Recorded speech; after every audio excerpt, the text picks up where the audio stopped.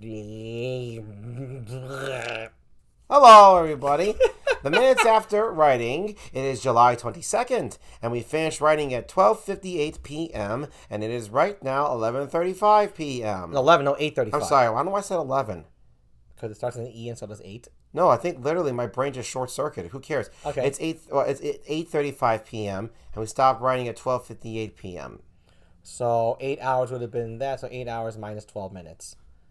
So that's 7 hours and 48 minutes. 7 hours, 40 minutes. Well, that's going to be a weird-ass number to calculate. 427. So 420 is 7 hours. 420 minutes is 7 hours. And we said how many minutes? 48 minutes.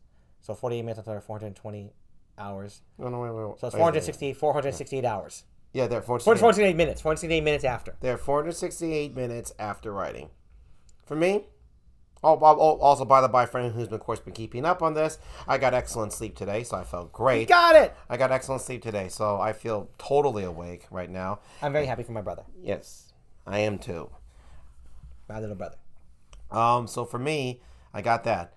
And I'm bloated from my food. Go on. Yeah, yes, it was a good big meal.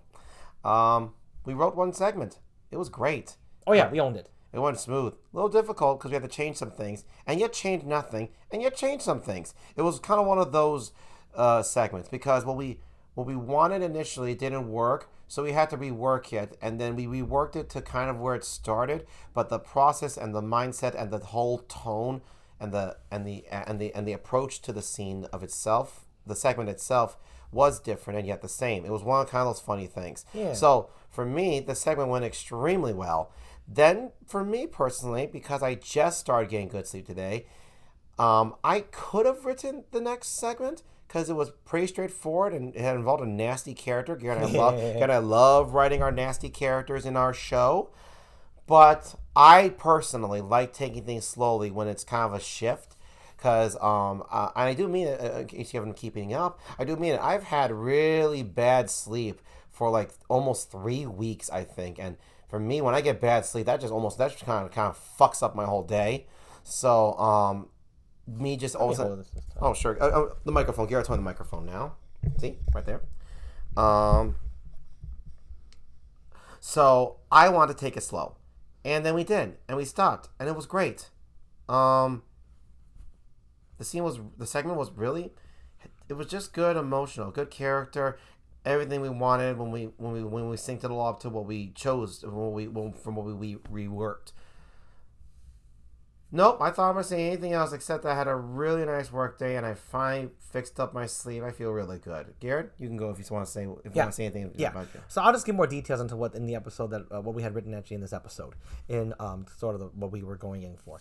So initially the segments called for the segment to be written as half lore, half character development. We had realized that our lore that we wanted to approach had been quite extensively and covered in a satisfactory way in previous segments.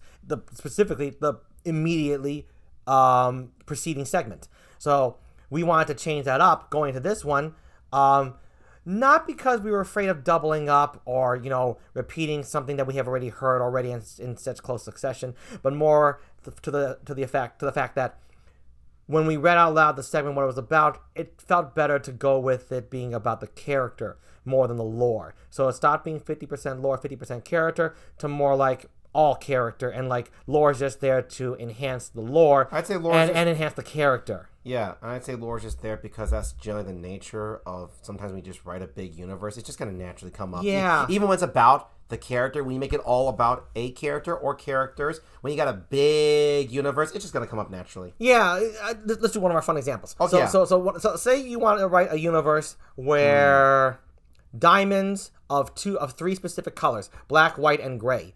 No, it's black, white, and purple. I like those colors.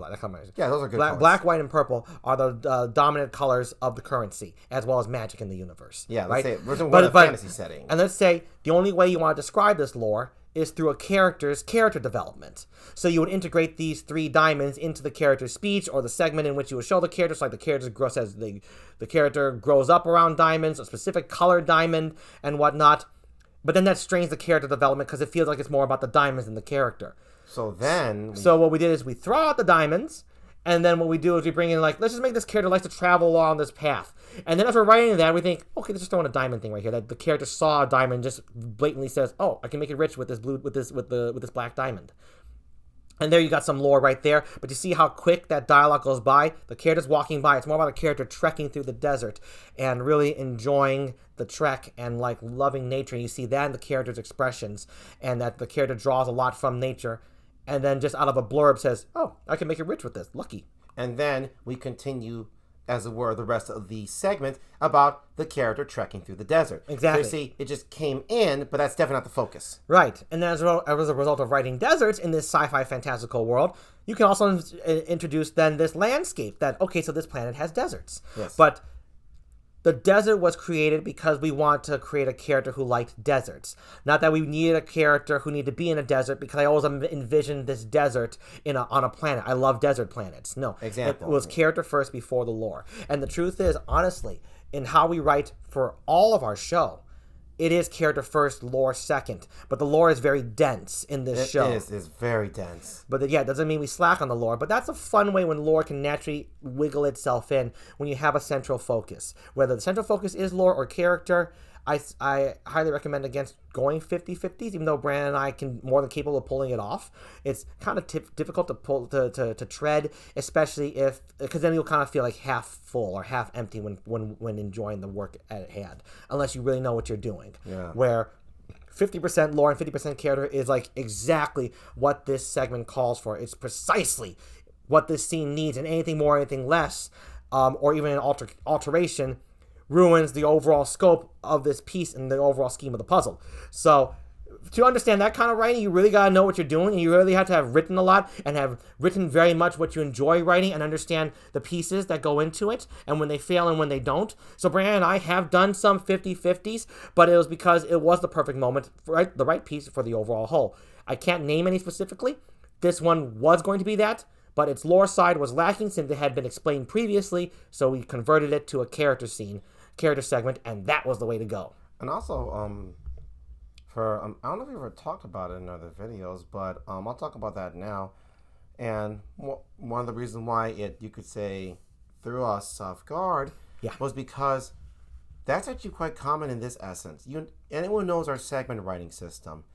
When we write our segments out on a numbers sheet, because we work on a Mac, we put the right amount of details there.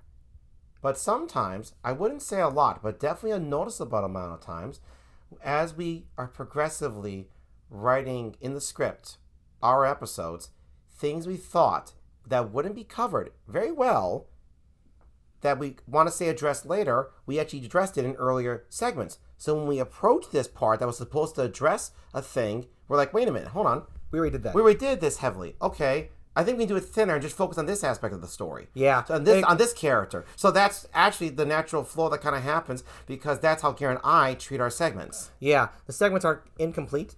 And then when they go, so no matter what, you'll be adding more, or will be adding more, or taking away once it goes to the screenplay. Absolutely. And so, and with the pre-existing knowledge of the direction we're already taking, sometimes it comes out of us just wanting to do it a little sooner, so we do it subconsciously. Oh, yeah. It's not intentional to sabotage the following scenes or the following segments. It just happens that way, where it was more suitable to mention what we want to mention in the next one. And it happened that way. And as Brandon said, once it goes to screenplay, things change. Mm-hmm. The segments are not the finished product. The screenplay is. The writing is when it's finished, not the planning, not the outlining, which we call segments. It is the screenplay. That's where it ends. That's where it really happens, and that's where you have to make adjustments. Mm-hmm. And today was such adjustment made. So, yeah, that's that. I'm good, Garrett. How about you? Yeah, I'm set. All right, people. See you tomorrow. See you tomorrow. Next minute's after. Hee.